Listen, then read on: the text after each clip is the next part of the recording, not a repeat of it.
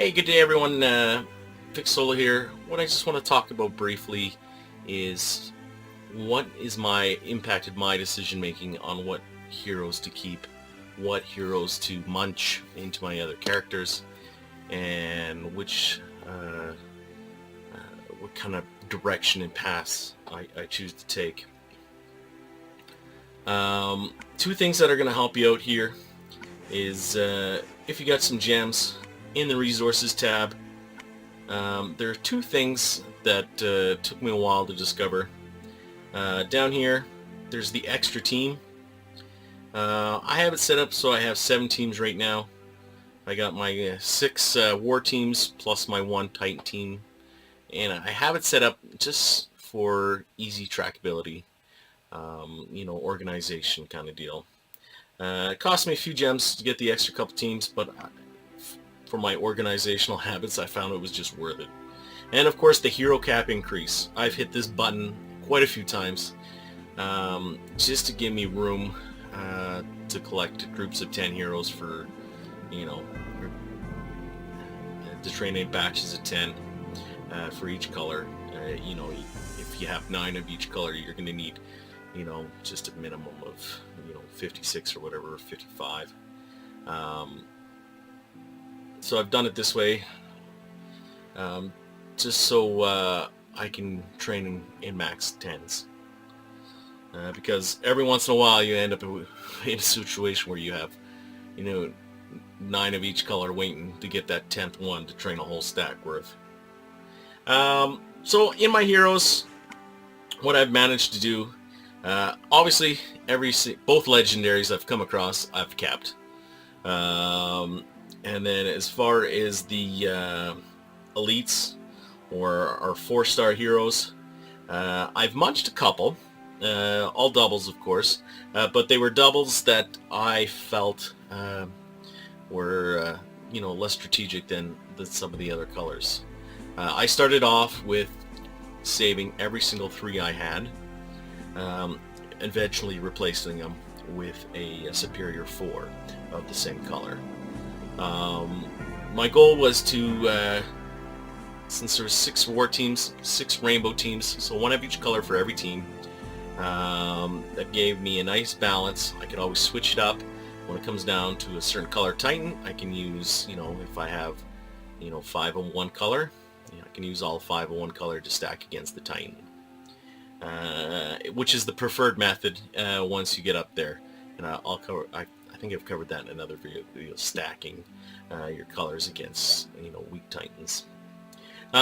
So the heroes that we've kept that are doubles is Bolt Tusk, because when you get them trained, getting 27 average mana speed, which is fine, but recovering 27 health and giving a 48% attack buff is pretty insane.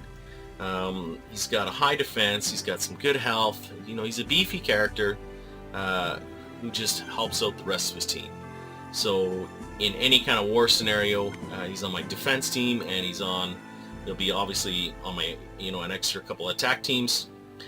Since I get extras, I got 2 extras that I've kept. I think it's just far superior.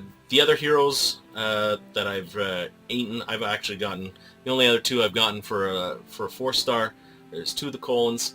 Although he hits hard and his damage over time spanks people, the utility of just the heal and the attack buff just made it worth the keep. On the other side, the blue side, I haven't rounded it out.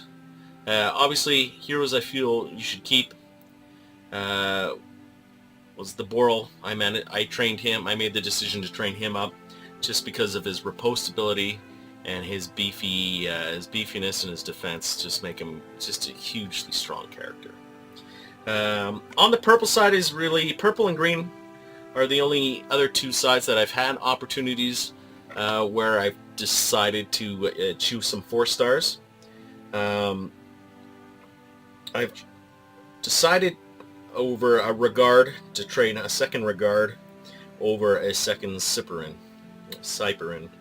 just because you can't go wrong with heals, especially in a war situation where you know, the longer you can last in a war, the more damage you can inflict, the better for your team.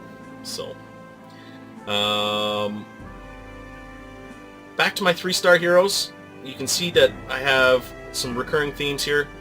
I've pretty much eaten every other yellow 3-star and every other blue 3-star almost, except for heroes that have both fast mana speed and hit hard. And these are for the quarterly challenge events, or you know, where you pick, you got to climb the leaderboard. And a team with you know, all one color or 2 colors that all generate mana fast is the way to go, because the whole object of those to climb as hard, you know, the leaderboard as hard as you can, is to kill the level as fast as you can. And if you have more defensive characters or slow mana generating characters in that scenario, then it just takes you longer. So on the blue side, you know, Valen, he not only hits hard, 300% damage, but he also does a 36% debuff for their defense. So it means when your mana generates a second time, which it does, he hits even harder. Purple heroes that I would save, Balthazar, again, generates fast mana speed, hits hard.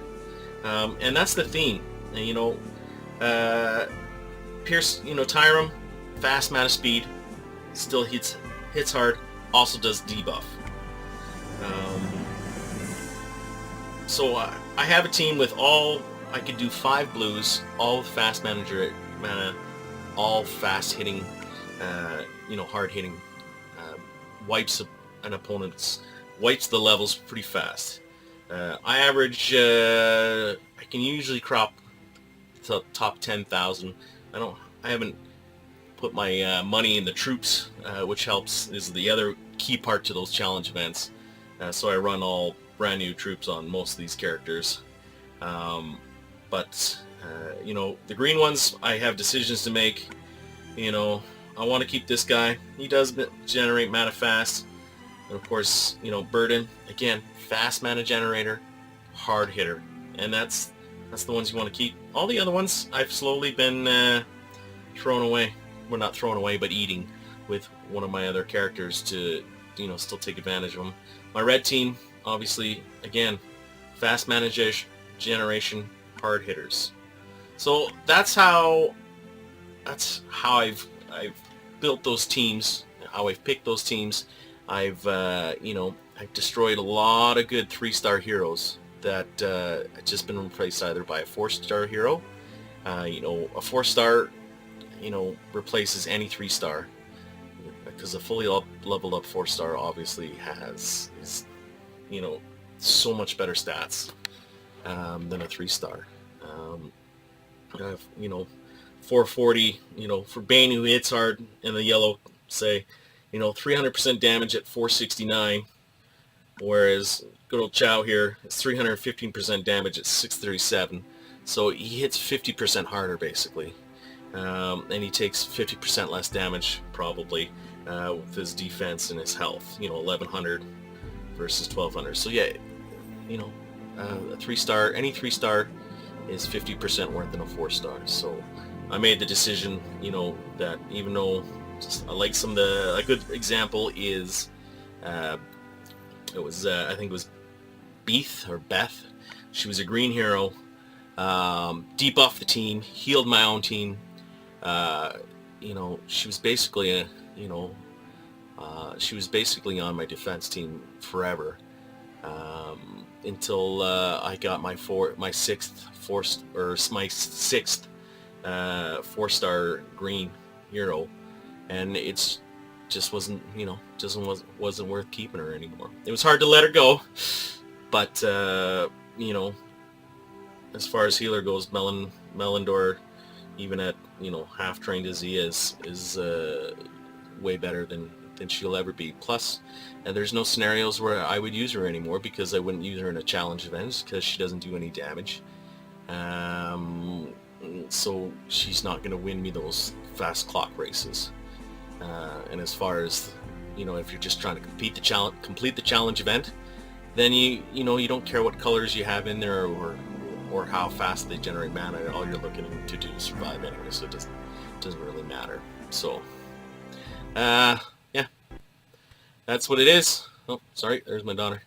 That's what it is, and that's my opinion. If you want to challenge me in the comments, I'll gladly have a healthy debate with you. But yeah, thank you very much, and see you next time.